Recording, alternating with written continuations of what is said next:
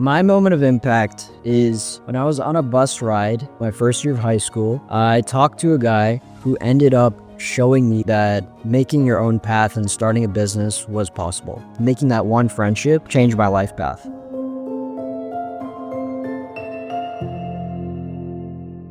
Today's impactful guest is Arya Choudhary. Arya is the co-founder of Jiva, his new venture, creating a breakthrough health tech solution. Arya is a serial founder with so many successes, despite only being a year or so out of college. A 2025 graduate of the fantastic University of Illinois at Urbana-Champaign with a bachelor's degree in both finance and computer science, Arya has built consumer goods businesses that have done over 7 figures in revenue. Joining us from his base in San Diego, California, it is my honor and pleasure to welcome you to the pod today. Arya, how are you? Very good. You? Excellent. All right, audience, for anyone out there who has a great idea for a product or service, maybe a killer app, this is your chance to hear from someone who started building successful, scalable consumer goods businesses when he was still in high school. He understands how to navigate the founder ecosystem, and he actively mentors other founders.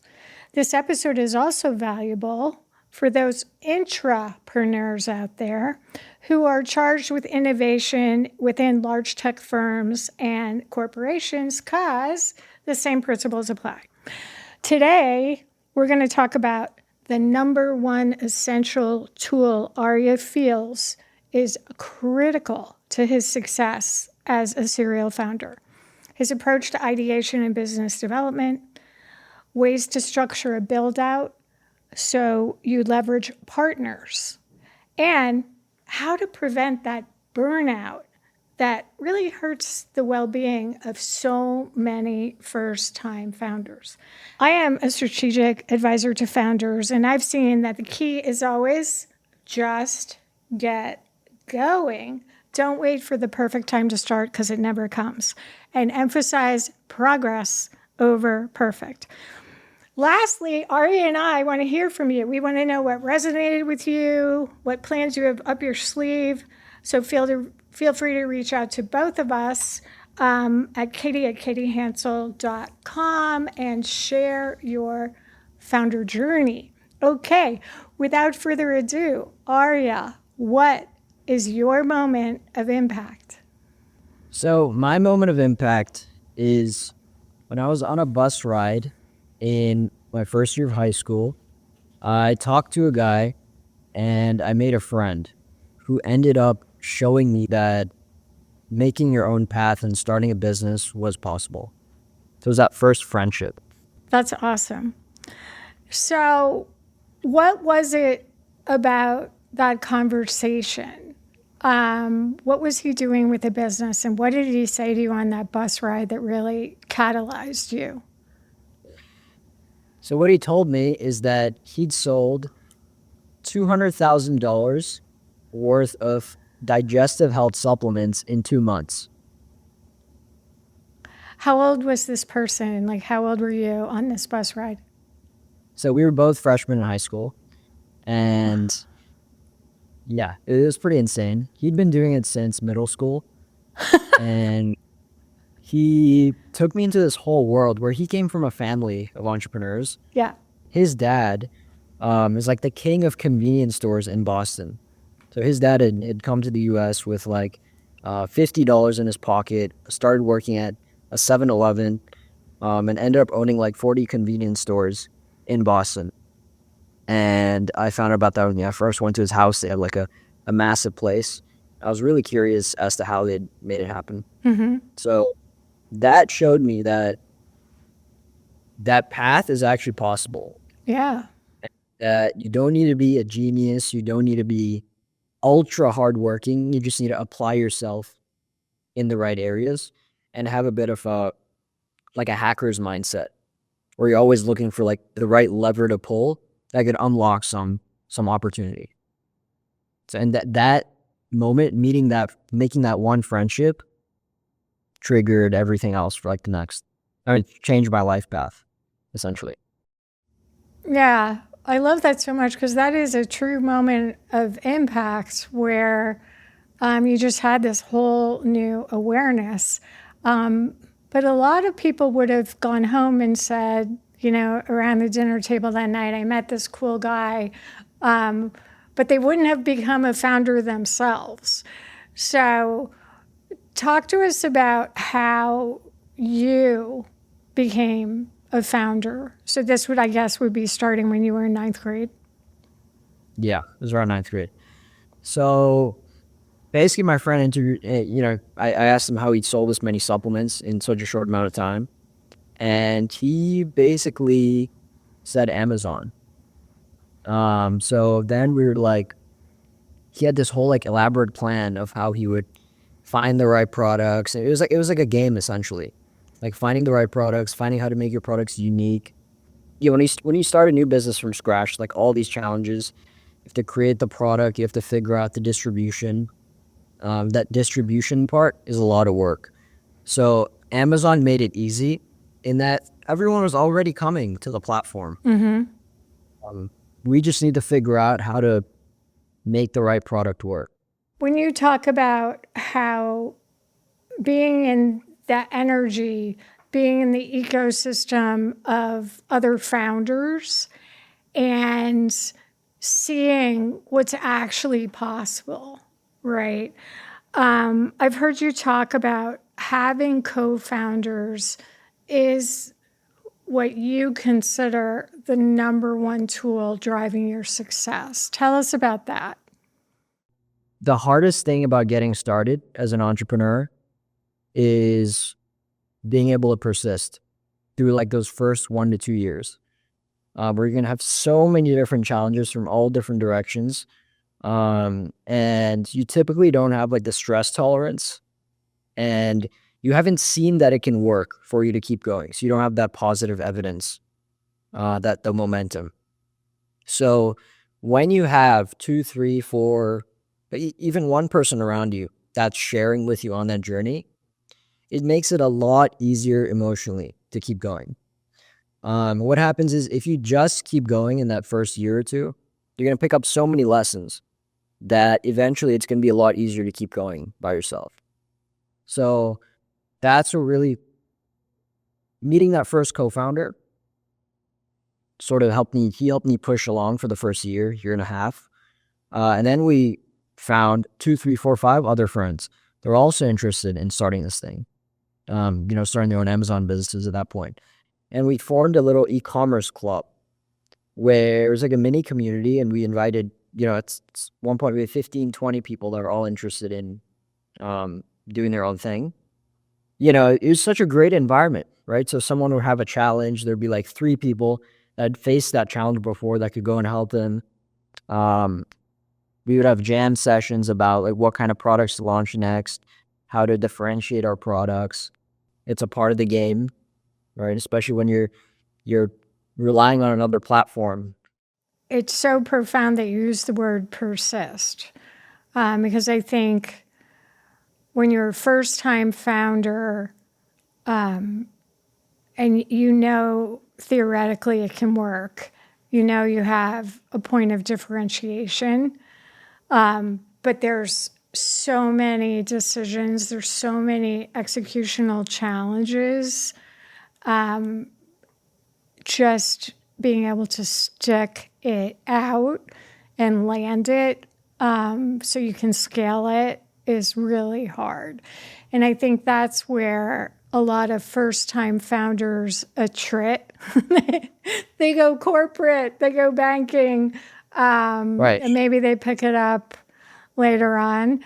But I think it's so wise that you built out this founder ecosystem of like-minded high school friends. You made an e-commerce club, and then you were there to lift each other up when you started to hit the inevitable speed bumps that founding any kind of a business are going to have. We did a very thing in college with Build Illinois, which I can get to later. That was more in like software and technology, but we had a community of 30 to 50 of the smartest entrepreneurs at UIUC. It's like similar environment, just at a larger scale. Yeah, so tell us about that. Tell us about Build Illinois. So Build Illinois was founded by three of us. Two were software engineers. I'm a CS minor. So I'm technical, but not nearly as good as my genius engineering friends at UIUC. So the idea was UIUC has insane engineering talent across the board, computer science, mechanical, and everyone's interested in starting their own thing. They have their own project ideas. But again, they don't persist because they don't know that there's a way. Oftentimes, they don't have that support system. So the idea was to give them that support system and to also open their mind to the opportunity out there. So we did that in two ways. The support system was just, we had like 2 weekly meetings where we'd invite, builders around campus to convene and chat and share ideas. And the opening their mind part, we would bring down, we brought down like Sequoia Capital, a partner from there to give a talk. Wow. We brought down Y Combinator, a partner from there to give a talk, and other big names just to show them that there is something that you can do. That's possible. That's not just a conventional path. Yeah, well, those are the heavy hitters of the Palo Alto founder ecosystem, right? You got the Sand Hill Road private equity and venture capital. You got Sequoia. Then you got Y Combinator, which is the premier incubator accelerator of talent with the demo day that any founder dreams of. So that's so exceptional that you and your other two co-founders formed the Build Illinois and made that happen. I love that so much. So, how much of the founder support systems that you've been in, how much of it is technical support and how much of it is just more of the psychological, emotional, like keep going, persist? What would you say? I would say it's more of the psychological in the early stages because that's what you really need. And you're pretty invested in the technical yourself. You're figuring it out. You're like watching YouTube videos and courses and all these things. Now, people don't join with the intention. They're not like, I'm joining for emotional support. Right. They're just because they It's not therapy. and someone else can help them fix these challenges. Yeah. And that does happen a lot. But that like sense of camaraderie just comes naturally. Where you join and you have fun, right? There's like 10, 20 other people working on it. And you leave feeling good that you just, you're building something valuable. You get that sense of it. Like you get in, the energy infects the room. The energy infects the room. That's it. I mean, I think as we age, we realize that energy is the critical ingredient in making anything happen in your life, whether it's personal, professional, even romantic, right? You've got to be in the right energy field and it's got to be generative. So that is awesome. I want to ask you a couple of questions before we move into your actual background. So these questions are for somebody young listening to this, or any first-time founder of any age that's listening to this and struggling with persisting. So for someone listening who wants to build their own founder ecosystem, what should they be looking for in potential co-founders or peers? What types of traits make a good founder ecosystem? So I think conventionally people will say look for, and there's like some truth to this, which is if you're technical and you're not a good salesperson, right, look for someone who's a good salesperson or look for people that complement your strengths. But I say when you're starting out, you're like a first-time entrepreneur, that's less important. what's more important is the energy. Do you like enjoy being around that person? Yeah. And when you work with that person, like, you leave feeling energized. I'd say that's like the number one thing. And you, like, when you go back and forth in those late night strategy sessions, are you, like, is there chemistry? Are you guys bouncing ideas off of each other? Are you coming to, like, conclusions? Are your debates fun? So it's more about like the energy of the other person, I think, Yeah. when you're just starting out. And then you guys build those skills together as well. This advice, I think, applies to, like, when you're in college and high school. If you're like a seasoned professional, it's different. If you're older. You're a young person. Like, have you ever encountered resistance based on your age, or someone surmises that you don't have experience running a business? Now, you actually do have experience because we just learned you started in ninth grade. But maybe for someone out there that's listening, that's post college doing their first thing, what advice do you have about the age thing? Honestly, nowadays, I don't think you're put at a disadvantage for your age. Because there's so many stories of young entrepreneurs that have, like, I'm 23, and in Silicon Valley, that could be considered old. Like, yeah, I just saw the other day, there's like an 18-year-old guy from Kazakhstan that raised like $6 million for his new AI company. So Okay. I don't think age puts you at much of a disadvantage nowadays. Okay. So you're over the hill at 23. Yeah, in Silicon Valley, who knows? There's like prodigies out there. So. All right. So we want to talk about your latest breakthrough idea because it sounds so fascinating and promising. It's going to help so many people. But I do kind of want to run through reverse chrono, some of your earlier founder experiences, and just maybe have you put a pin in some of your main takeaways. Let's go to 2020. Your Crest Valley experience. So you have tools to make snacks in your kitchen to avoid store-bought processed meat snacks.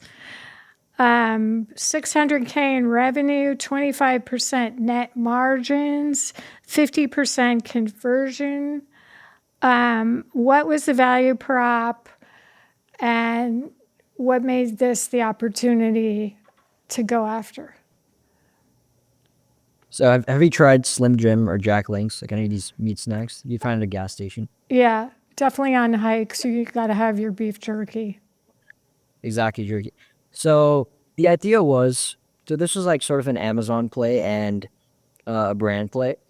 And what that means is I love eating meat. My co-founder loves eating meat.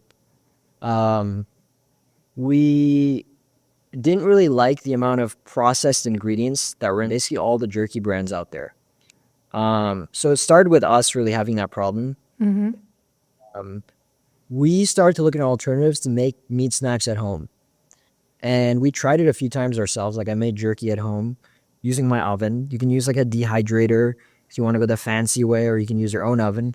It came out so tender, so delicious, and it was like so quick to make. And it was really healthy.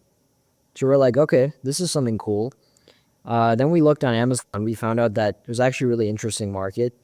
It's only like a $5 million a year revenue market. And we saw some opportunity. Basically, we did a comprehensive search on all the reviews on all products out there, on all the different jerky making kits. It was a homemade jerky making kit. Okay. And we figured out that people were really having trouble cleaning the thing.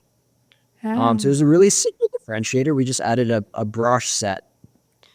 We put together like our jerky making kit and included a gun, an extruder gun where you could put like the fresh ground meat in, and we extrude it out on the tray, and you can put it in the oven. This is basically the kit. And we put that up on Amazon. Very simple keyword strategy. Keyword, it was paid advertising essentially, which is how we got all the traffic. targeted like one or two of the top keywords, let the product and the brand do all the work. And it did well for about 2 years before we got competed out by other Chinese competitors that copied our differentiators and came in, and then it got really saturated and died out. So that is such a cool story about the beef jerky process and just having that revelation that if we make it easier to clean the product, we add a brush kit, we kind of own the domain for 2 years before we're copied and trashed on price. So that's really a powerful story. Let's talk about now you're at UC, University of Illinois Urbana-Champaign. It's around 2021. And you become chief of staff while you're a full-time student, by the way, at Ozone, which is an AI-powered collaborative short-form video editor in the cloud. You raised $7.1 million of seed funding in 2023 to scale and launch in an open beta. The founder is Max von Wolf and is connected to why Combinator that we were just talking about is the #1 accelerator incubator. So how did Max find you, and how did you become the chief of staff at Ozone? So this was sophomore year of college. I was basically bored out of my mind. It was like, right into sophomore. I was bored out of my mind. I was looking for opportunities. I didn't really want to start, or I didn't have an idea for a business I wanted to start. So I was like, but I enjoy the early stage environment. Let me find an early stage startup. So Y Combinator, I heard about it, been watching a bunch of YouTube videos. They had this thing called Work at a Startup platform where you can basically apply to work at Y Combinator startups. So I sent out like 50 cold messages to a bunch of Y Combinator startups. Ozone was like one of two that responded. And I got on a call with Max, basically introduced myself. Here's what I've done. I'm interested in your company. At that point, he was really early, so he'd only raised $1 million seed. Oh, sorry, pre-seed. And there's no product. There's like no product direction. It was basically him and a chief design officer that he'd done like a part-time gig with this guy on Upwork, and then he'd hired him full-time. So he was like, I'll give you a shot. And I joined. I did some work for like a week or two, and then I came on board. So you were like employee number 3.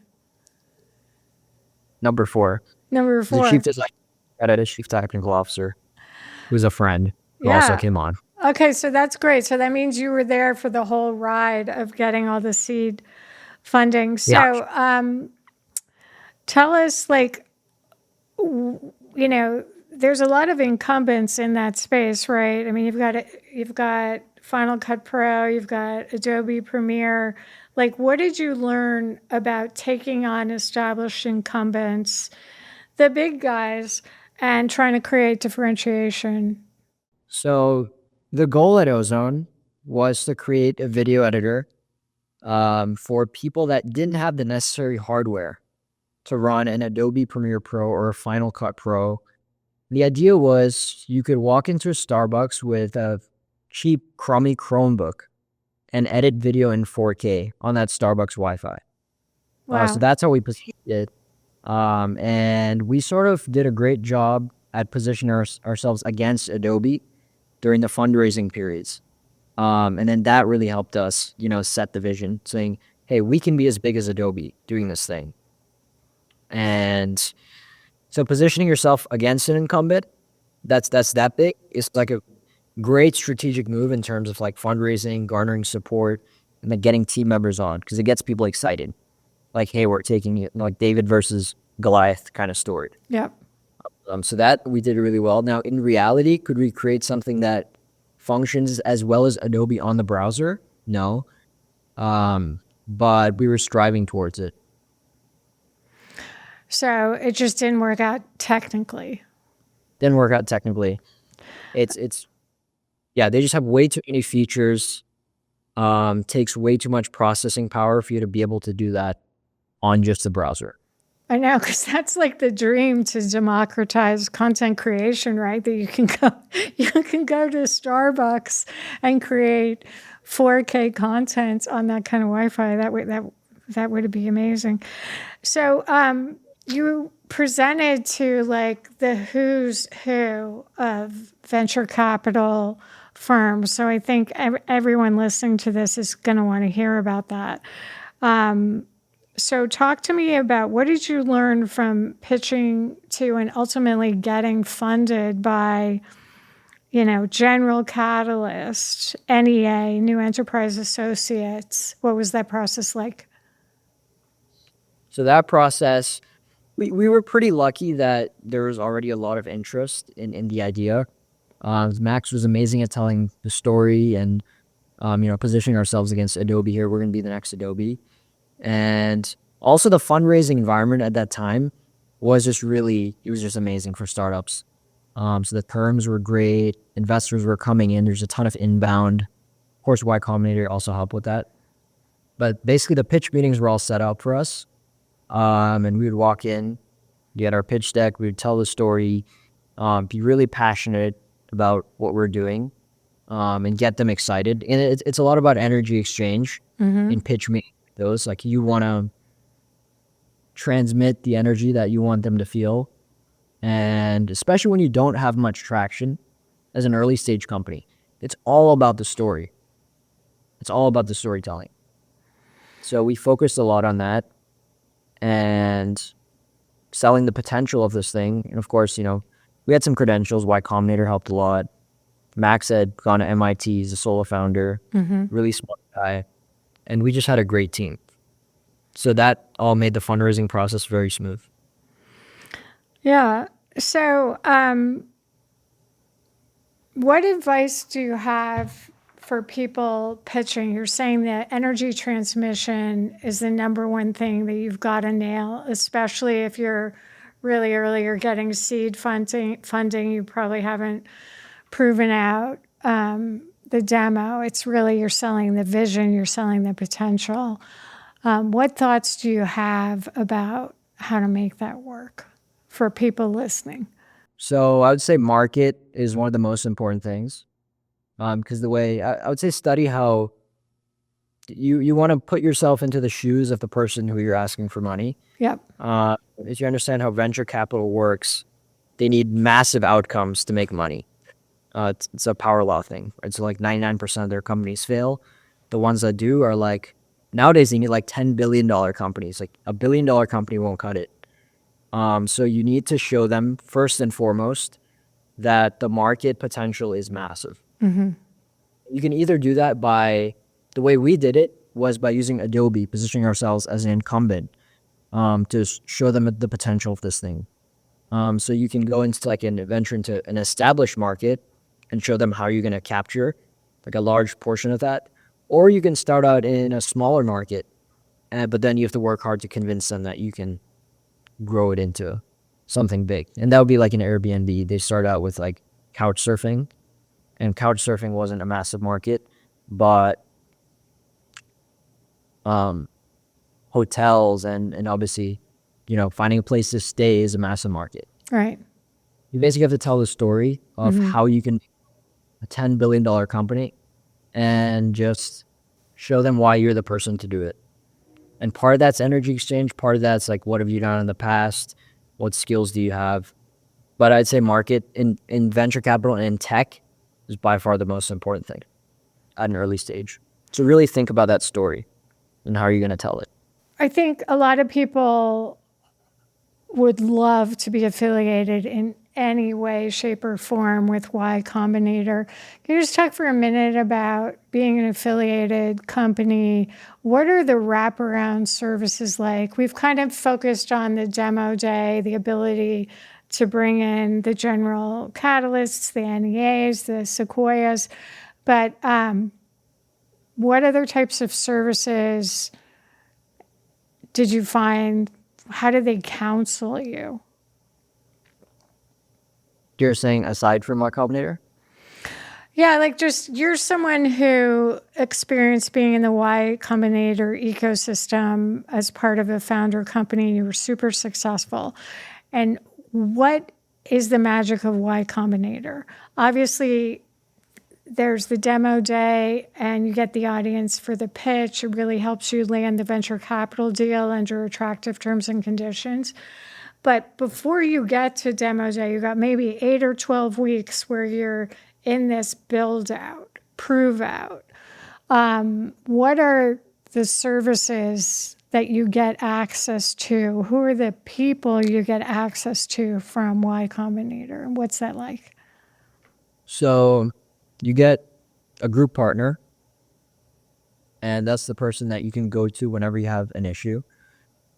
You get demo day, where you present and you have, an array of investors lining up that are interested.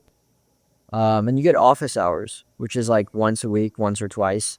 You join like a community session with your group partner and all the other companies in that group, and you basically ask questions.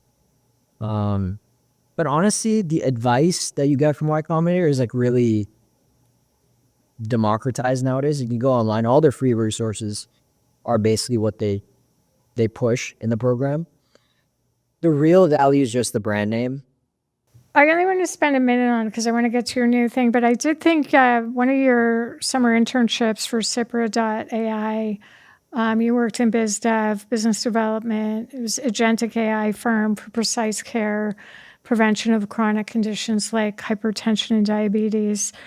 And I was checking out the website and I was like, wow, digital twins, fascinating. So here I am as a person, then we can create an online simulated model of my entire biochemistry. And then we can test how I'm going to respond to things.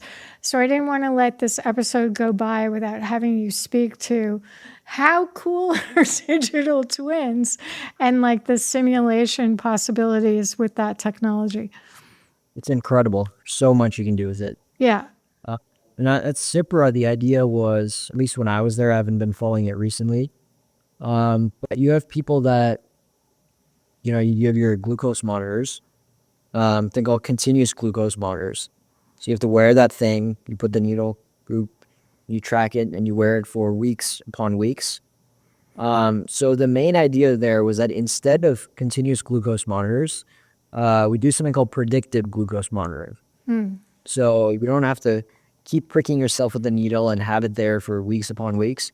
You prick it you basically have it in there for 2 weeks, and an AI model figures out your patterns and figures out like where you spike, where you fall, and gives you like diet advice and lifestyle advice on how you can manage your blood sugar, blood glucose, without you having to have that in all the time.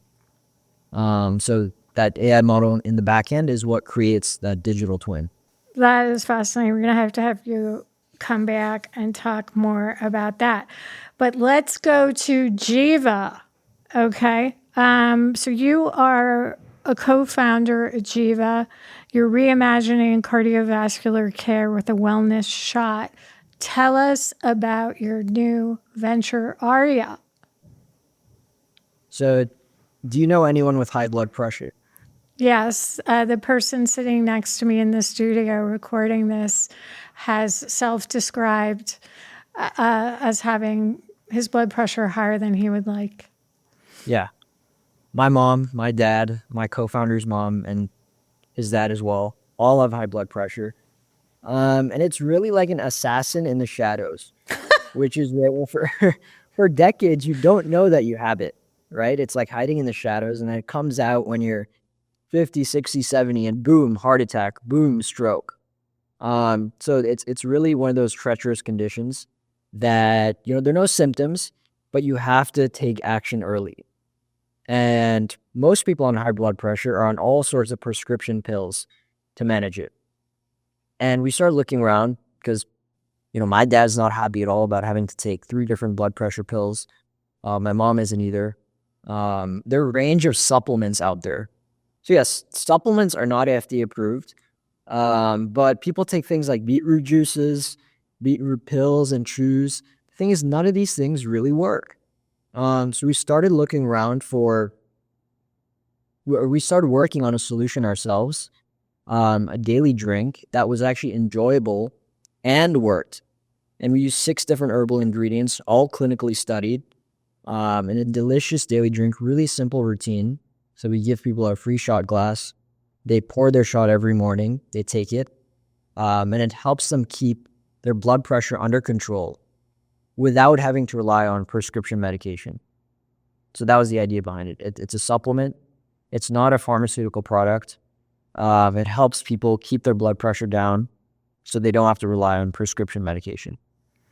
That's amazing. So I was reading that kind of like what you said, when it's powdered in gummies, chewables, it's less efficacious. But if you're closer to like the cold press or the high pressure process, you can get like 5.5% better systolic blood pressure results. So how are you thinking about processing the beetroot itself? So we worked with like a world-renowned beverage formulation company in LA. They call Power Brands. And we also have a cardiologist in Hawaii that worked for Mayo Clinic. We basically brought these 2 people together, these 2 organizations, and we were like, help us come up with something that's going to be the best blood pressure supplement on the market. That's the most effective and the most delicious. And so we worked with months, formulating, trying different flavors, different dosages, different ingredients. We ended up with that 6-ingredient formula based on that, based on what the beverage manufacturer did for us. Brilliant. So cardiologist from the Mayo Clinic and then a renowned beverage brand. That makes so much sense because I was reading that like when people try to just drink like raw kind of beetroot, it tastes like peat. Like I've heard it just is not that not that flavorful. So was that one of the main things you were trying to mitigate, was mouthfeel, taste? Yeah. And just effective and efficacy. So we use beetroot, hibiscus, hawthorn berry, strawberry, magnesium and potassium, and arginine bark, which is like an Eastern Ayurvedic ingredient. These are all clinically tested, and together they really make an impact on your blood pressure. So all these work together. And beetroot juice just sucks. Like no one wants to drink beet juice, and it's expensive. Yeah. So do you have to refrigerate this product? Like what are some of the challenges of getting a wellness shot to a consumer? So we're starting out only direct to consumer. So people are going to buy through our website, and we ship it straight to their door. You have to refrigerate after opening, so the shelf life stuff isn't too much of an issue, and it tastes better refrigerated anyways. Now, the great part about retail for wellness shots is that it gives people an opportunity to try it. So for our economics to work, we're selling these like 3 packs of 16-ounce bottles for $60 to $70 a month. So it's quite expensive for someone to try the first time. So what we're planning on doing is rolling out retail eventually with like smaller 2-ounce single serve products, so that people go walk into like a Whole Foods. They're curious, high blood pressure, this looks interesting. They buy one, they walk out of the grocery store, open it, drink it. This tastes pretty good. Then they go online, and then hopefully they become subscribers. Yeah, I think this subscription model is so smart. There's these certain collagen protein bars that I like. I was like, just going with the subscription model, and then anytime they come out with a new flavor, I'm like adding on. I think it's really smart. Subscriptions nowadays, yeah. So, what would you say was the most challenging about putting this together, and what would you say was the most rewarding, or what are you the most proud of for creating this product through Jiva, which it really does sound fantastic. Like the idea that I can just have a single serve wellness shot and I'm going to get these protective health benefits for such a Right. chronic problem. There's so many people that are suffering from hypertension and high blood pressure. So what was the most challenging and the most rewarding, or what are you most proud of? The most challenging part is that our margins are lower than a supplement company that sells like a pill or a powder, which means that everything else has to be nailed. We have to be super, locked in on advertising, making sure our acquisition costs aren't too high. We have to try to optimize for margin everywhere. So we're using glass bottles. Everything's premium quality. Like we really want to make this the number one heart health product on the market. So we're investing in a great formulation. So we had to wait multiple months for that. Whereas like a typical supplement brand, like I could launch a heart health, I could launch a beet pill in the next week. It would be really simple. So the time and money that we put in and waiting it out, I think was the hardest part. Like trusting that it's going to work out, putting the work in up front. And the most fun or rewarding part is knowing that all the businesses I built in the past haven't really lasted as long-term brands. What we're doing here is something that we hope lasts for 5 years, for 10 years. We're really trying to build a strong brand and a strong product that we want to be like the leader in a big category, as opposed to like a little Amazon play here and there. So I kind of see it as an evolution of the things I've worked on, like a sort of culmination of the past 5 years. Yeah, all your experiences have gotten you to the point you're at now, Right. where you have such a strong holistic idea of how to go to market, from the original idea through coming up with this novel formulation, and then the packaging, the premium, the distribution, the second moves with retail. I mean, it's a really, really smart thing. And I was seeing that the global functional wellness shot market has a 14 to 17% CAGR, compound annual growth rate, and is estimated to be 1.1 billion.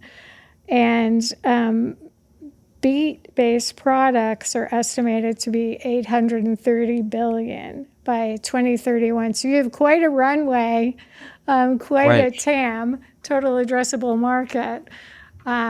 So what was the insight that you had? You were like, this is it. This is what we're doing. So it's interesting that you mentioned the wellness shop market and the growth there. Because when we had this idea, we knew that we wanted a more effective blood pressure solution, but we didn't know what the form factor was going to be. So we knew that we didn't want it to be a pill or powder, but we saw this company, and my friend came across it he was playing a mobile game, he saw an ad. It's called Dose for Your Liver. So they're a wellness shot company that sells these liver shots. Again, like 4 or 5 herbal ingredients. These guys are killing it, like $200 million of revenue a year. And they're the only wellness shot in that format that's like targeting a specific organ. So that gave us the inspiration for the form factor. We're like, this thing's working really well. It's growing. Nobody else is really doing it. So let's take their form factor. Let's bring it to a space where it might be relevant and try to make it work and launch it. So that was really the insight. One of the things I've heard you talk about when you advise other founders is you have a discipline of your approach to ideation. Tell us a little bit about how you structure. Obviously, you've got your idea, you're off and running, you're building, it's a go-to-market situation. But just for founders that are earlier and they're maybe torn between 3 ideas, what is your approach to ideation and working with other people? I think you had like a speed round thing. It reminds me Yeah. of like speed round dating, where you're like, what about this Yeah. idea? What about this? So the process was 30 minutes a day of ideation, for 30 days. We picked the best idea at the end of it. It was actually inspired by, I was watching a podcast on Masayoshi Son, the CEO of SoftBank. And he was like an inventor back in college. He invented the first electric dictionary. And his goal when he started that was to make something like $10,000 a month. And he was like, I want to do it in 5 minutes a day. And it's like his friends thought he was crazy. But he had he'd unlocked this key principle, which was consistency. So instead of working like 2 hours one day and then not touching it for the rest of the week, he'd spend more like 30 minutes to an hour a day, not actually 5 minutes. But he'd make sure to do it every single day. And there's something about the consistency that gets the flow of ideas going in your head and helps you like make progress much faster. It's true about many things in life, going to the gym and practicing a sport or whatnot. So we applied that same principle, 30 minutes a day for 30 days straight. And we'd cut it at 30 minutes. We'd like disconnect the call, like no going past that. And at the end of it, we had like 7 or 8 ideas that we were like super excited about. We would have done any of them. We thought this one aligned well with our personal interests. Like my dad has high blood pressure. I thought, hey, he could be an initial customer of this thing. And we thought is just a great opportunity, market opportunity as well. It is a great opportunity, and I love what you shared about consistency. I think that's true for writers too. Breaking through like writer's block is just like sit down and bang out some ideas and then go for a walk. Arya, let's do your final takeaways. What are the 3 most important things first-time founders should keep in mind? So number 1 is find a community, whether it's 1 other person, 2 other person, 3. Find other people that are interested in entrepreneurship and ideally that you can work on the same thing with. Number 2 would be find an idea that you have some genuine personal interest in, right? So for me, it was the fact that my family has history of high blood pressure. And number 3 would be give it 2 years. So just try for 2 years, just keep trying things. And if at the end of it, you didn't have fun, you didn't succeed, then let it go, but give it 2 years. That's fantastic advice. So we always close with the same question. Arya, what gives you hope? What gives me hope is that you are more in control of your life than you think. You can think things, you can turn those thoughts into actions, and those actions turn into beautiful things around you. And that's how the world around us was built. Wow, that's pretty profound. I'm gonna sit with that tonight. Thank you for sharing that.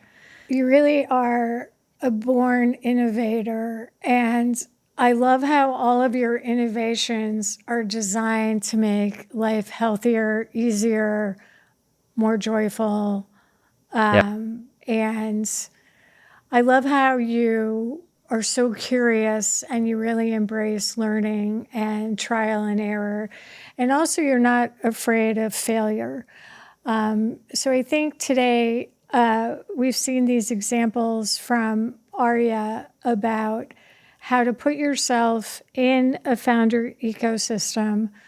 As he says, his second thing, find a personal connection to the product or the service. And number 3, as has been a through line through this conversation, persist. Don't give up easily. His advice is give it 2 years, and I co-sign that. So I think one of the most exhilarating things you can do in your life is be an entrepreneur. Take that idea and turn it into action, and you can't do it alone. It's no fun, not sustainable, and there's burnout. So I love how Arya has counseled us through this entire episode and shown us in numerous instances the importance of having a trusted founder ecosystem around you that can advise you where you can fail forward, test ideas, and make things happen. So thank you so much to Arya Choudhary. And we're going to be following you. And I cannot wait to get my first Jiva wellness shot. I'll ship you one for sure. All right. Thank you so much.